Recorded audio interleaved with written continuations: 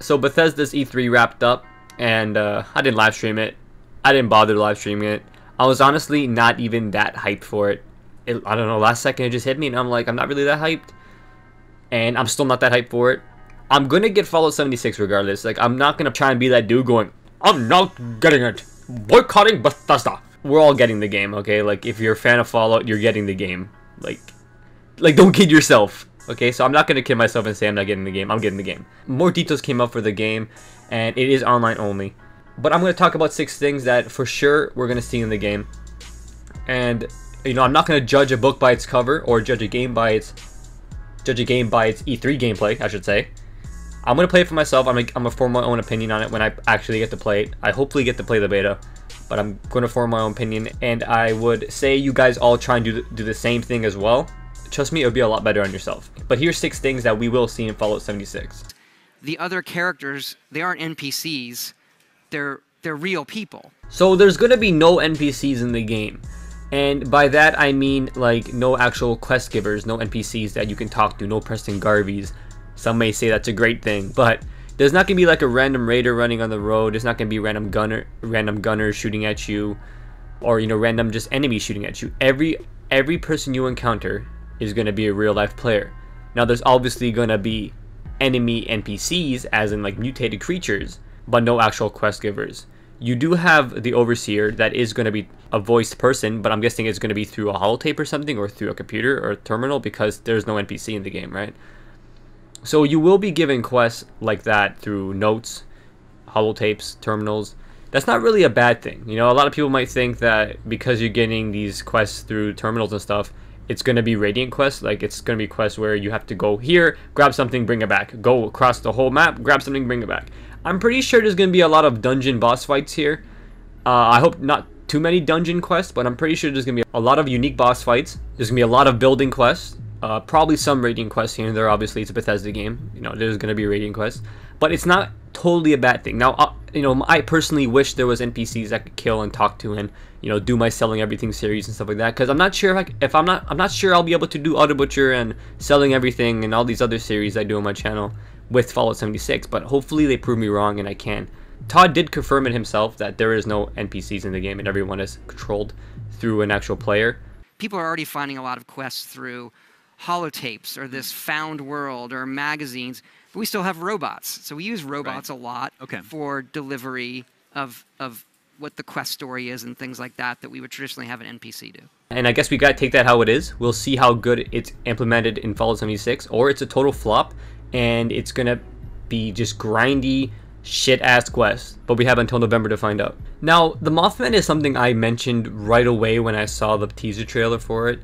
I instantly knew that was the Mothman. And man, did I have some backlash comments. They were like, that is a Cazador! That's a bat creature! That's a mutated bat! Like, I heard it all. That was like, it was everything other than the Mothman.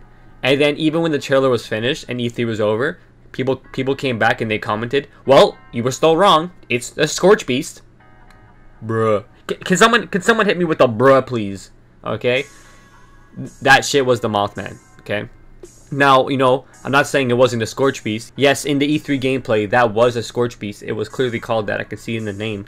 But that model of what the Scorchbeast is based off of the Mothman, which is like West Virginia mythical lore. And even Todd Howard himself said that they implemented West Virginia mythical lore in the game. There's plenty of cool new Fallout creatures, and we even use the folklore of West Virginia to bring our Fallout versions to life.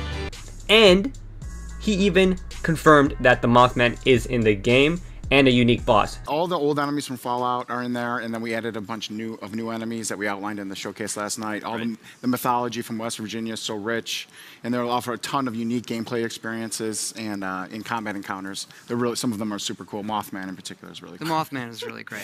Mothman is we'll really have more on that later, but he acts like a different kind of creature. He's not just the Mothman. He has certain behaviors. I'm about to spoil it, but okay. Yeah, all right. So, even though this is called a Scorchbeast, there's a variant of the Scorchbeast called the Mothman, which is probably like the strongest version and the main boss character of the Scorchbeast. And when he shows off the map during E3, if you pause it real quick, look at the bottom left, it says Mothman Museum. that's probably where you fight the Mothman. So I'm really excited for that, and I'm going to kick its ass. And everyone who doubted me about the Mothman, I expect apologies in the comment section down below. Please, thank you so much. Love you. Gee willikers, my base is finally finished. Took me 6 months just putting the final touches on it. I'm going to enjoy the view. Wait a minute. What is that?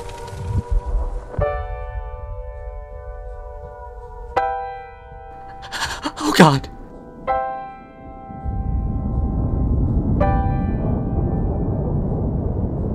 So, if you were like everyone else, you probably got a little worried when you heard about the whole nuking system in the game. You know, you probably thought, oh man, you know, I'm gonna be building a base for months, and I'm gonna work so hard on it, and all of a sudden some asshole with his 5 friends are gonna find the nuclear launch keys and are gonna completely destroy my base. I'm not getting this game. Don't you worry, okay? Your base is completely safe when it comes to the nukes, okay? Now, what the nukes are actually meant for, they're meant to just bomb an area on the map and then go and loot that area, because it becomes a whole new map. When you bomb an area on the map, it becomes a whole new location. So you can go there with your friends, loot the location, and get all like rare, you can get a bunch of rare shit because it's, you know, high risk, high reward type thing, right? So players are not going to be using this to try and nuke other bases because, for one, nothing will happen, you know? Sure, your base will get destroyed if you, you know, if you're near a nuclear launch or whatever, but you can just move that base somewhere else as soon as it gets destroyed. Or you can also just rage quit last second and pretty much, you know, start up X fucking dashboard your system, and your base goes with your character and it leaves that server automatically. Todd Howard, in the IGN interview, he confirmed it and said that as soon as the player leaves, the base goes with it. Yes, if people stay in that area, it will kill them, but its main thing is to create this high-level zone. It's almost like, okay, we, the players, are going to create a high-level zone. Hey, it's fun to blow it up. But then you have to be high-level, make sure you have the right power armor and equipment to then deal with those challenges. Okay. So that's kind of the vibe of the nukes, not just, I'm going to kill these other people. So when you log off, your camp basically goes with you. Yep. So no one can mess with it. And then when you log back in, again, it's even though there are servers, it's the player sees it serverless, and then we put your camp back. They can damage what you've built, but they can't eradicate it forever. Okay. And then you have the ability to easily repair it. Okay. So if your base was somewhere on the map and you turn the game off, your base is gone now. So that means no one can just go to your base when you sign off and completely destroy it and raid it because you're not on the game, right? So it's not that hard to rebuild. Don't worry about it. You can spend months on a base and it will not get destroyed. And like I said, players are not going to be using these nukes to destroy bases. They're going to be using these nukes to just bomb an area on the map and then go loot it for all the goodies. So do not worry, guys. Right now we show them all on the map so that you can find other people, because the world is so big and we're just talking about dozens of people. So it's not this kind of party of people outside the vault. One of the big things that ended up coming out during the IGN interview was that Todd Howard confirmed that all the players are seen on the map. I'm personally not a fan of that, but other players might love that feature.